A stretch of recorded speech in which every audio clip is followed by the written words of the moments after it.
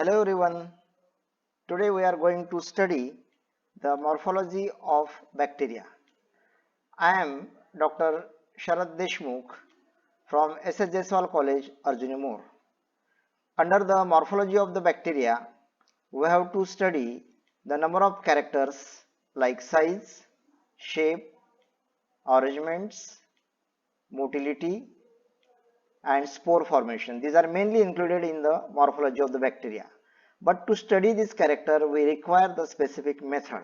For example, in the study of the size of the bacteria, we require the method that is the micrometry.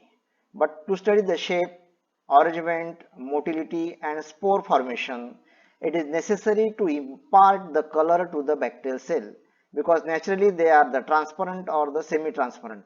So bacteria are very difficult to see under the light microscope. For that purpose, we have to impart the color, and for that generally the method used is the gram staining, where the bacteria are classified on this basis as gram positive and gram negative depending on the stain taken by the cell. If they appear positive, referred as gram positive, and if they appear red in color, then they are referred as the gram negative. So by this method you can study whether the shape of the bacteria, arrangement of the bacteria, and their gram character. And also you can know the spore character of the bacteria, whether they are spore forming or non-spore forming. Because in the gram staining, the spore forming bacteria, the spore are seen the colorless structure. That will detect whether they are sporing or non-sporing. But for the motility purpose, you require the specific method, that is the hanging drop preparation, where you can study whether they are motile or non-motile. So in this way, to study the morphological characters of the bacteria, we require this additional technique, that is the micrometry, gram staining, hanging drop preparation as a routinely method.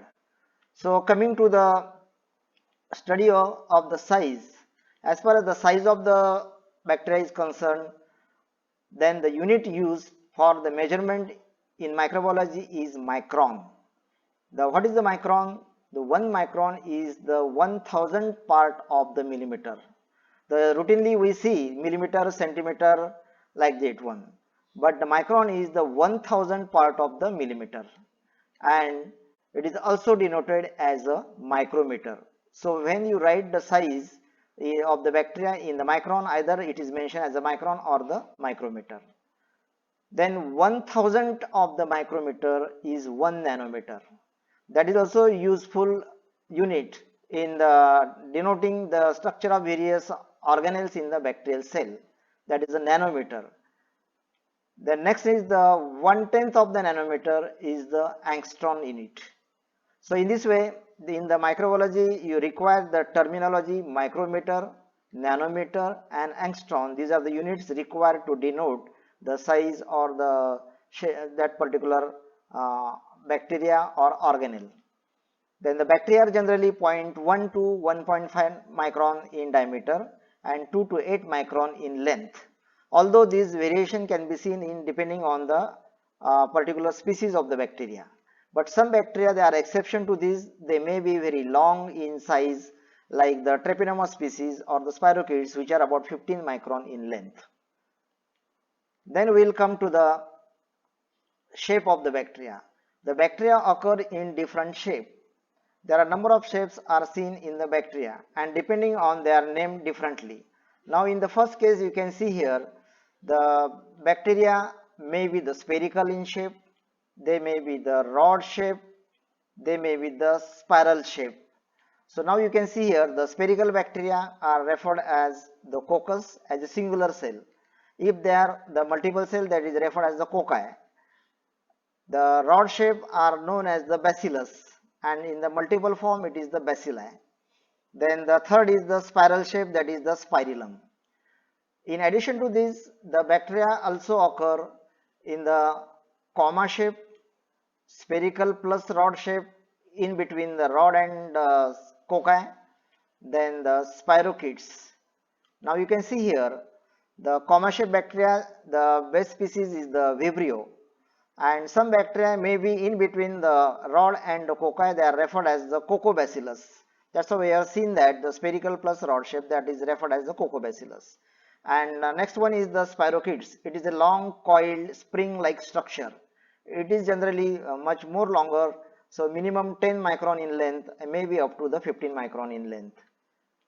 So now here you can see the shapes of the bacteria combinedly: the coccus, coccobacillus, the comma shape vibrio, bacillus, that is rod shape, spirillum, and the spirochetes, the long coiled structure. There is one more structure is also seen, that is the filamentous form. I have not shown here, I will show you at the last. That is named as the actinomycetes. Then we will see the various arrangement in the bacteria, particularly in the cocci. The arrangement, first one, they may occur in the pair, that is referred as the diplococcus, or they may occur in the long chain, that is known as the streptococci. This is because of their multiplication in the single plane. The another arrangement is seen, they may occur in the group of the 4, that is referred as the tetrads. They divide in the 2 plane. And thirdly, they are seen in the cluster, that is the grape-like cluster, because they divide in all the 3 planes, and the daughter cell do not get completely separate from each other, and they tends to form a grape-like cluster. They are known as the staphylococci. Similarly, this organism that can be seen by the, just I already told, by the gram staining. Here you can see the gram positive cocci in the clusters, while the other slide shows the gram negative bacilli.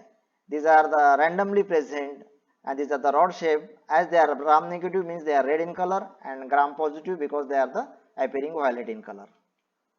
While in the next slide, you can see the arrangement in the bacilli.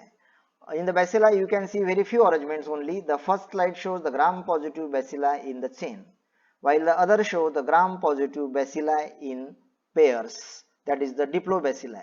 Generally, they may be in chain, that is referred as the streptobacilli, and second is the diplobacilli. While most of the bacilli, they do not show any specific arrangement. They appear mainly as randomly. That's why these are only few arrangements are seen in the bacilli as compared to the cocci. In the next slide, we will see the other shapes, that is the spirillum. You can see here that they are the spiral shaped bacteria. We have already told the next structure, that is the spirochetes. You can see here the long coiled structure, spring like structure is seen, that is the spirochetes. Next, we have already seen that the comma shaped bacteria, they are referred as the vibrios. You can see the first curved rod and having the flagellum at one end. Here it is the stained one. You can see the curved rod with the flagella, and the best example is the vibrio cholerae, which are very actively motile by the singular flagellum.